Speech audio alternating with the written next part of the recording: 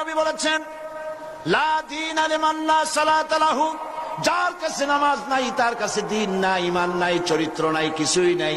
আল্লাহর নবী বলেছেন, আল্লাহর বান্দা এবং কাফেরের মধ্যে পার্থক্য কি? পার্থক্য হলো নামাজ। যে নামাজ পড়েছে আল্লাহর বান্দা, যে নামাজ পড়ে না সে ব্যক্তি কুফরি করলো।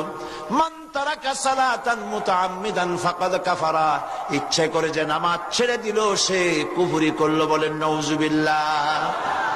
আদমশুমারিতে আপনার নাম মুসলমান থাকতে পারে, ভোটার লিস্টে আপনার নাম মুসলমান থাকতে পারে, পাসপোর্টে আপনার নাম মুসলমান থাকতে পারে, কিন্তু আপনি নামাজ পড়েন না, আল্লাহর কসম আল্লাহর খাতায় আপনি মুসলমান নন।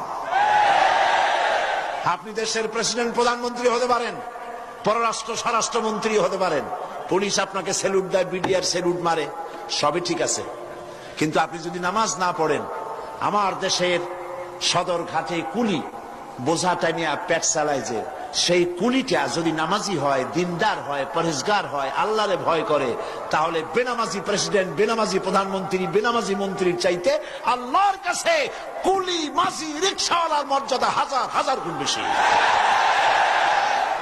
আল্লাহর কাছে কে প্রেসিডেন্ট, কে প্রধানমন্ত্রী, এইটার কোনো দাম নাই।